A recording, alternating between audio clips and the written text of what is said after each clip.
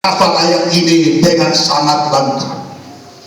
Nah, kalau kajian tema ini disposisi secara sederhana, maka dapatlah dijelaskan sebagai berikut bahwa kata beritakanlah adalah sebuah kalimat perintah untuk pergi melakukan sesuatu. Beritakanlah adalah suatu kalimat perintah untuk pergi melakukan sesuatu. Sedangkan kata kasih Allah adalah pokok atau inti dari pemberitaan yang harus disampaikan. Kasih Allah adalah pokok atau inti dari pemberitaan yang harus disampaikan.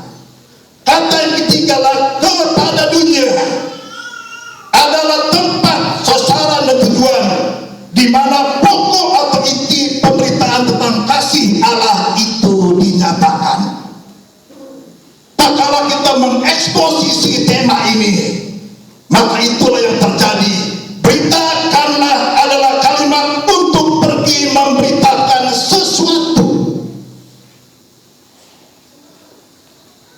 Berarti ada sesuatu yang sangat penting untuk diberitakan.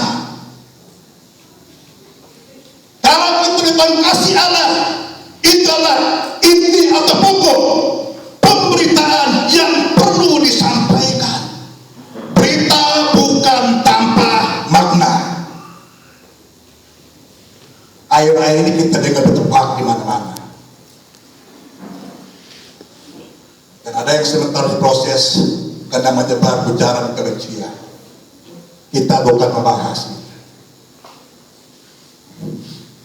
Dan di mana berita kasih Allah itu disampaikan di dalam dunia di mana kita ada, itu berarti berita tentang kasih Allah perlu disampaikan kepada dunia. Di dalam dunia itu ada umat ciptaan Allah.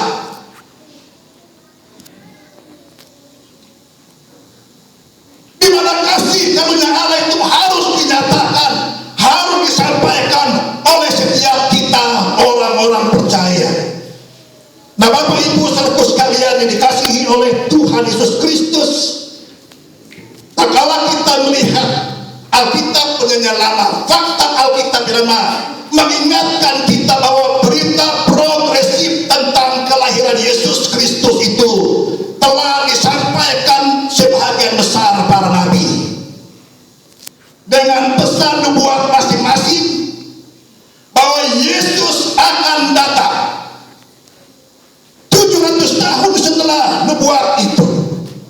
Alkitab dan baru kembali mengingatkan kita hari ini bahwa Yesus Kristus sudah lahir.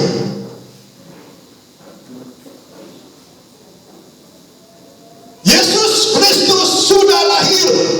Itu pesan Alkitab baru yang mengingatkan pada kita bahwa berita itu harus disampaikan.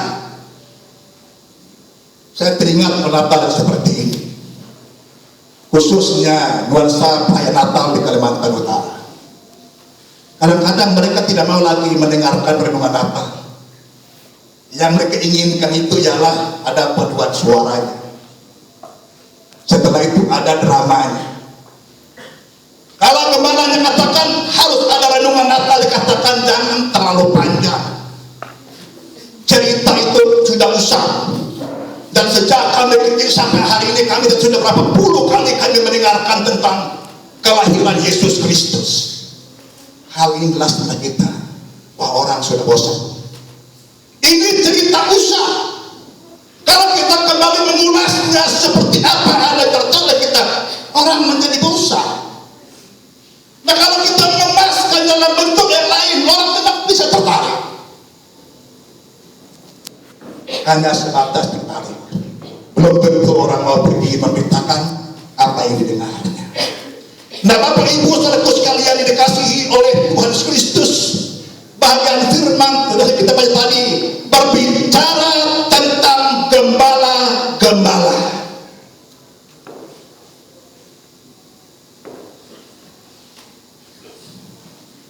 Gembala-gembala diperhitungkan.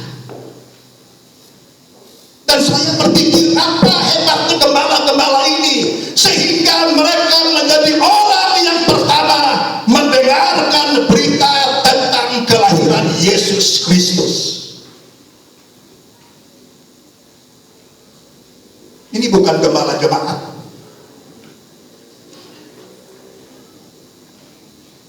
Ini gembala ternak. Dalam konteks pujian baru, bahwa mereka ini kaum terpinggir atau kaum marginal yang tidak diperhitungkan, bahkan tidak ada pengaruh dan keramaian di kota, dan keseharian mereka itu selalu bersama dengan ternaknya. Nah, yang perlu kita lihat di sini ialah bagaimana firman Allah yang kita baca tadi menjelaskan kepada kita bahwa gembala ternak itu dipercayakan untuk memberitakan tentang kasih karunia Allah di dunia sekitar mereka. Memang mereka tidak diperhitungkan. Tak kala berita tentang kelahiran Yesus Kristus itu dinyatakan, maka kaum yang pertama yang mendengarkan berita itu adalah gembala-gembala. Setelah gembala-gembala itu mendengarkan berita itu, kita melihat mereka pergi memberitakan kabar baik itu melalui 3 tahapan praktis pelayanan kontekstual. Yang pertama, para gembala ternak memberitakan kasih Allah melalui profesi mereka. Karena itu yang bisa dilakukan. Mereka memberitakan kasih Allah yang dinyatakan oleh Yesus Kristus melalui profesi mereka.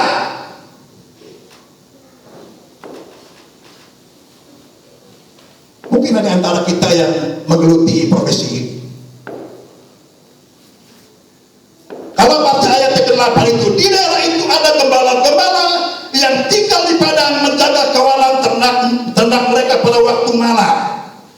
Rupanya mereka ini bermalam dengan ternak-ternaknya.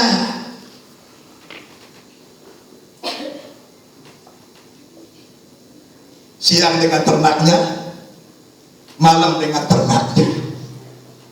Ini memang profesi yang dicintai oleh mereka.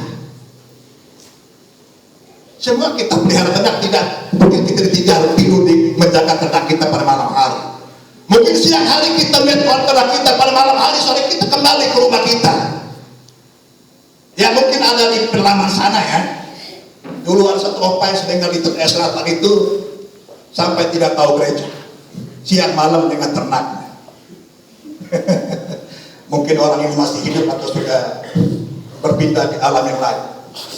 Nah, Bapak Ibu sekalian yang dikasihi oleh Yesus Kristus, gembala-gembala ini memberitakan tentang kasih Allah melalui kelahiran Yesus Kristus dengan profesi atau melalui profesi yang mereka jalankan setiap hari. Dan mungkin profesi ini tidak semua orang mau, tetapi mereka terpanggil untuk profesi itu. Itu berarti setiap saat, siang pada malam hari, mereka ada yang ternak-ternak mereka. Firman Tuhan mencatat, tak kalah mereka bermalam dengan ternak mereka, di saat itulah malaikat Tuhan datang kepada mereka untuk menyampaikan berita tentang kelahiran Yesus Kristus. Nah, Bapak Ibu saudara sekalian yang dikasihi oleh Yesus Kristus, nah apa dia alasan mengapa para gembala itu begitu aktif memberitakan kasih Allah melalui profesinya? Nah, kalau kita 8 dan 9, 10, 11 dan 12 itu kita menemukan ada 4 alasan mengapa para gembala itu sangat aktif memberitakan kasih karunia Allah melalui kelahiran Yesus Kristus. Yang pertama ialah berita tentang Yesus Kristus itu benar karena berita itu diteguhkan malaikat Tuhan, bukan diberitakan oleh sembarang orang. Yang kedua, berita tentang Yesus itu benar karena berita itu mendatangkan sukacita. Lalu kata Nabi itu kepada mereka, jangan takut, sebab sesungguhnya aku memberitakan kepadamu kesukaan besar untuk seluruh bangsa. Hari ini terlahir bagimu juru selamat, yaitu Kristus Tuhan di kota Daud. Mereka tidak menjadikan berita itu sebagai milik pribadi. Mereka tidak ada rencana untuk menyimpan berita itu. Kalau mereka menyimpan berita itu atau mendiamkan berita itu, berarti mereka lebih tertarik menjalankan profesi sebagai ternak daripada mereka pergi meninggalkan ternaknya dan memberitakan tentang kasih Allah itu secara progresif atau terus menerus. Kenapa? Karena berita tentang kasih Allah itu adalah berita yang benar dan mendatangkan sukacita besar. Nah, kita ayat 12 itu, dan inilah tandanya bagimu, kamu akan menjumpai seorang bayi dibungkus dalam ranting dan terbaring dalam pulungan. Berita tentang itu benar, karena berita itu disertai dengan janji-janji yang meyakinkan. Para gembala itu bukan aktif memberitakan tentang kasih Allah tanpa alasan. Mereka tahu bahwa berita yang sampai itu bukan hoax.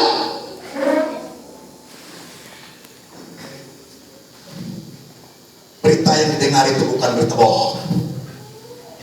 Di sana sini kita marak mendengar oleh medsos. Banyak berita yang tidak membangun.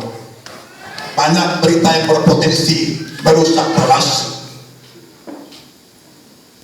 Tapi kita yang sekarang punya HP, tentu kita semua tahu ya, berhati-hati dalam menggunakan HP itu atau media yang lain. Dan pemerintah sekarang menganjurkan untuk meregistrasikan HP kita atau apapun itu. Itu berarti apapun kita sampaikan akan difilter oleh pihak pemerintah. Dan jangan sampai pada akhirnya kita melanggar undang-undang ITE. Berita tentang kelahiran Yesus adalah benar. Karena berita itu benar, mengapa kita tidak pergi memberitakan berita itu? Mengapa kita tidak pergi meninggalkan setiap profesi kita? Kita menyampaikan berita tentang kasih Allah melalui kelahiran Yesus Kristus. Tidak ada yang bertanya, bagaimana saya memberitakan kasih Allah melalui profesi saya? Tentu ada banyak cara. Kunci yang pertama ialah putuskan tinggal profesimu, pergi memberitakan kasih Allah selagi masih ada waktu. Nah, Bapak Ibu saudara sekalian yang dikasihi oleh Kristus, gembala orang yang sederhana, tapi Tuhan memilih mereka menjadi mediator kasih Allah tentunya. Dan mungkin kita jauh lebih baik dari mereka. Mungkin profesi mereka direndahkan oleh orang lain, tetapi Allah tidak melihat siapa mereka.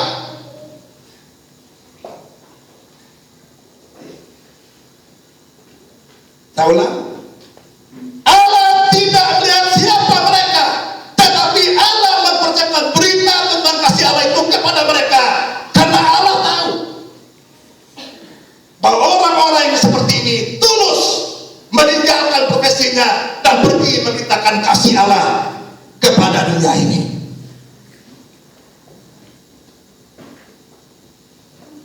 Jika demikian, apapun profesi kita hari ini, jadi kalau itu jembatan untuk berita Injil itu disampaikan.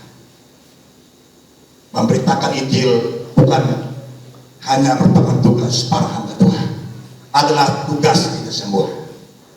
Nah, hal yang kedua, para gembala itu bukan saja memberitakan tentang kasih Allah itu melalui profesi mereka.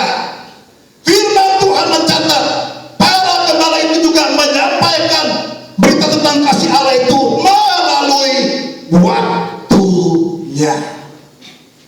Perhatikan ayat 15-16 itu.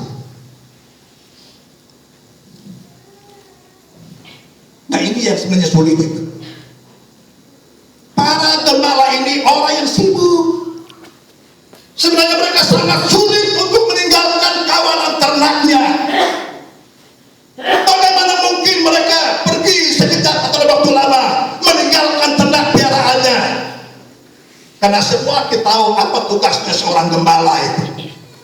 Gembala ternak yang memperhatikan kemana dombanya pergi. Dia memperhatikan kesehatannya. Ya kan? Dia mengenal karakter dombanya. Kalau diperintahkan untuk tugas ini, kalau Tuhan memilih mereka sebagai orang Tuhan yang dipakai untuk memberitakan tentang kasih Allah, karena Tuhan tahu siapa mereka. Kadang-kadang mereka dengan ternak mereka, kadang-kadang mereka dengan profesi mereka, tidak membuat mereka sulit mengatur waktu untuk pergi memberitakan tentang kasih karunia Allah melalui kelahiran Yesus Kristus. Saya pikir, kalau saya ya, kalau saya terus sibuk itu, kadang-kadang saya memilih mana yang menyenangkan hati saya. Kadang-kadang kita seperti itu ya.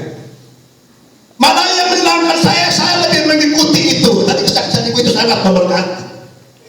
Sekalipun ayahnya meninggal pada hari itu, ia memutuskan untuk tidak menjaga jenazah ayahnya, dan dia pergi ke Jakarta.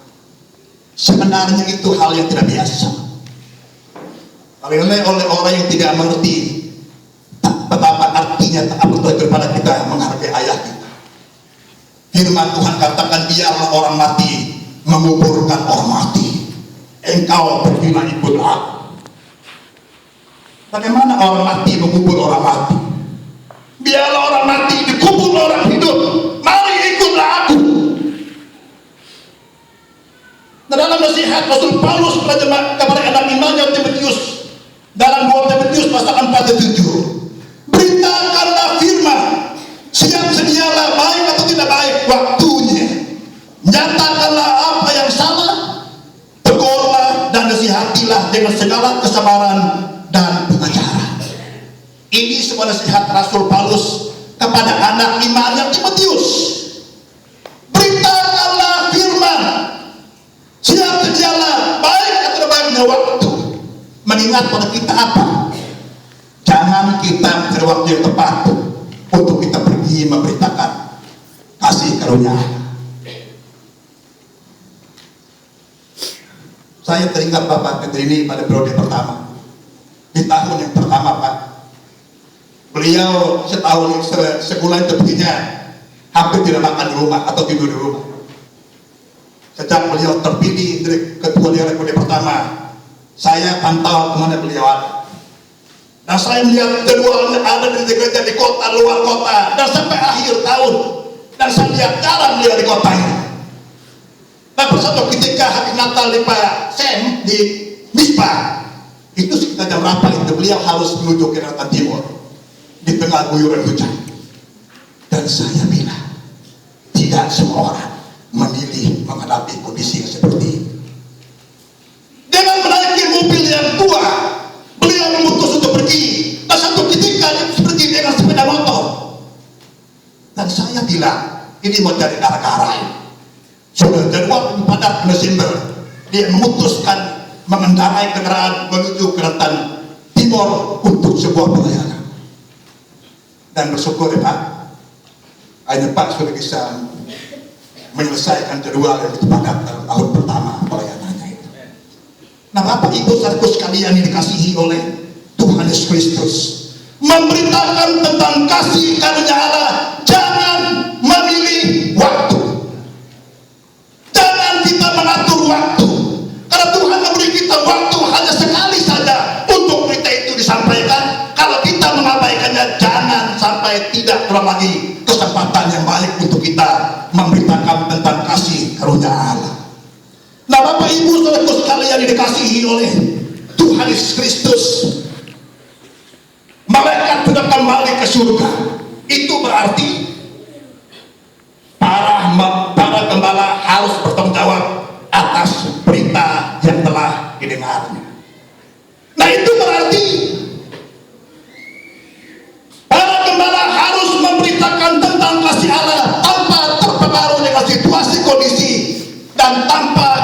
kehadiran malaikat Tuhan. Ayat 15, setelah malaikat-malaikat itu meninggalkan mereka dan kembali ke surga, gembala-gembala itu berkata pada yang lain, mari kita pergi ke Betlehem untuk melihat apa yang terjadi sana, seperti yang diberitahukan Tuhan kepada kita. Setelah malaikat-malaikat itu meninggalkan mereka, itu berarti malaikat harus bertanggung jawab untuk memberitakan apa yang diperdengarkan kepadanya tentang kelahiran Yesus. Para gembala ini dekat juga ya. Itu risiko mendengar berita yang pertama. Nah, terkala gembala-gembala itu pergi memberitakan tentang kasih karunia Allah melalui Yesus Kristus. Pada ayat 16 katakan seperti itu. Lalu mereka cepat-cepat berangkat dan menjumpai Maria dan Yusuf dan bayi itu yang sedang berbaring dalam palungan.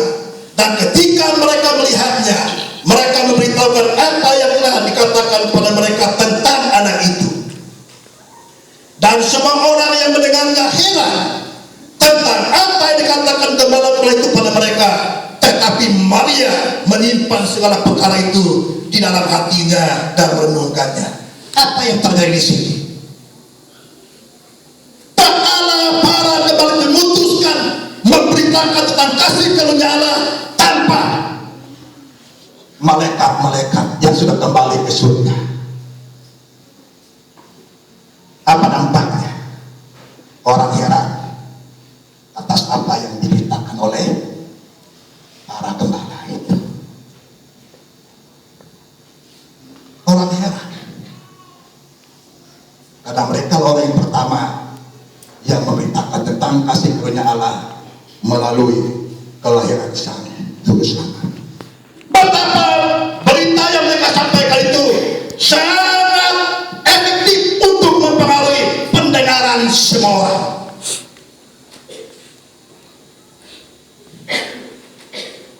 Apa makna berita hari ini? Apakah berita tentang kasih karunia Allah melalui kelahiran Yesus Kristus hari ini masih bisa membuka hati orang untuk pergi memberitakan berita yang sama?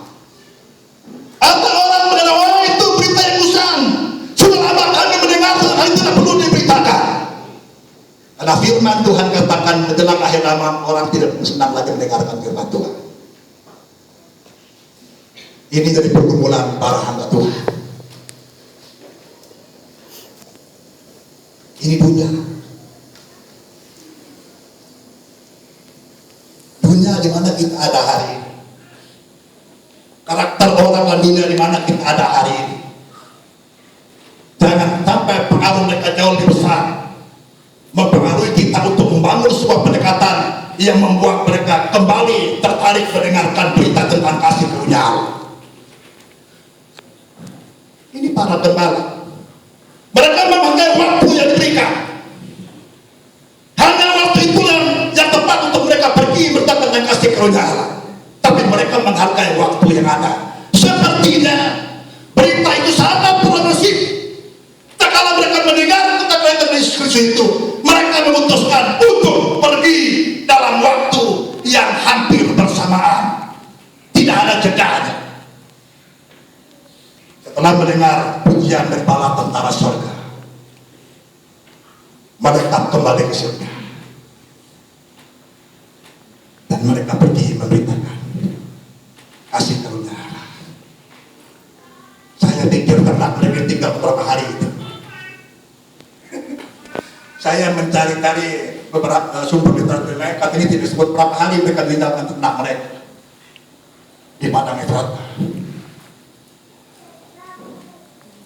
Kalau mereka berani meninggalkan profesinya, menjadi pemberita yang handal, dan Tuhan tahu apa yang mereka tinggalkan. Tidak tahu berapa hari mereka pergi meninggalkan ternak piaraannya, menjalankan tugas. Kali ini memang waktu kami dengan berita saya istirahat dulu. Nanti tenang-tenang baru saya akan pergi. Sepertinya mereka ini tidak ada jeda. Tak kalah ia mendengarkan berita tentang kasih karunia Allah melalui Kristus. Mereka putus pergi meninggalkan kawanan ternaknya, pergi memberitakan kabar itu kepada yang lain. Nah, Bapak Ibu saudara sekalian yang dikasihi oleh Tuhan Yesus Kristus, beritakanlah kasih karunia Allah kepada dunia melalui profesi kita, melalui waktu-waktu yang Tuhan izinkan kita. Kalau kita melewati kesempatan itu, jangan sampai kita tidak sempurna dari mereka, dari para gembala yang tadi kita diperhitungkan. Tak kalah mereka mempersiapkan waktu yang cukup, Tuhan menolong mereka, sekalipun mereka sudah kembali ke surga. Dan yang terakhir, para gembala bukan saja memberitakan tentang kasih karunia Allah melalui profesi mereka, melalui waktunya, maka itu hal yang tidak kalah penting. Sebagai missionary yang terakhir, bagaimana para gembala ini menulai tugasnya dengan tuntas. Nah, para gembala ini memberitakan tentang kasih karunia Allah melalui pujiannya. Coba ayat baca ayat ke-20 itu. Maka kembalilah gembala itu sambil memuji dan memuliakan Allah, karena segala sesuatu yang mereka dengar dan mereka lihat, semuanya sesuai dengan apa yang telah dikatakan kepada mereka. Mengapa mereka memuliakan Allah? Karena Allah telah bekerja melalui pemberitaan mereka. Allah menyempurnakan sesuatu melalui pemberitaan mereka. Allah menyempurnakan sesuatu melalui pemberitaan mereka. Sehingga pemberitaan mereka tentang kasih karunia Allah melalui Kristus mampu menggugah hati setiap pendengar. Maka layaklah pujian kepada Tuhan. Malam ini kurang yang mempersembahkan pujian, ya? Atau sebentar kita punya di sini ada artis. Jadi belum pernah Bapak bisa berdiri, Bapak sini tengah. Silakan Bapak diri menghadap ke jemaat. Ini Bapak sini tengah. Ya, ini artis rohani yang Tuhan pakai. Terima kasih Bapak, silakan Bapak duduk. Ya, bersyukur malam ini Tuhan menghadirkan artis rohani ini. Selama ini kita dibeli kaset-kasetnya. Hari ini bukan kita mendengarkan suara emas dari kaset, dan hari kita melihat orang secara langsung. Kalau orang tak gagah tampilan di sini, hari ini juga beliau masih gagah. Nah, kalau orang kembali memuji Tuhan itu memang awet muda memang. Karena ini juga ada artis juga, tapi badannya lebih kecil dari saya. Tapi kalau kami dua makan, saya bakal pilih dia 1,5 saja. Tapi kalau menyanyi, mereka di surga ikut bersorak-sorak. Biasanya Natal seperti ini pujian banyak dinaikkan. Mungkin setelah khotbah, itu akan terbatas saja. Pemberitaan arah mereka menjadi sempurna. Kenapa? Karena pujian mereka kepada Allah. Karena Tuhan telah bekerja melalui tahap pertama, yang kedua, tiga, permintaan mereka karunia Allah menjadi sempurna. Maka haleluya. Amin. Bagi Kristus. Biarlah dengan firman Tuhan malam hari ini menolong kita kembali melihat dengan cara apakah kita bisa memberitakan kasih karunia Allah kepada dunia di mana kita ada. Tidak ada cara lain. Yang pertama, melalui profesi kita. Apapun profesimu hari ini, itulah jembatan yang tepat untuk Injil itu diberitakan. Melalui waktu kita. Jangan pernah sedikit pun kita melewati waktu-waktu kita untuk tidak memberitakan Injil. Sesaat kita akan beristirahat. Dan terakhir, melalui pujian Tuhan. Tuhan memberkati kita dari firman-Nya malam ini. Mari kita berdoa. Bapa surgawi, kami akhirnya mengucap syukur karena Tuhan telah melawat kami dengan firman-Mu malam ini. Kami bersyukur Tuhan memberikan kami tugas tanggung jawab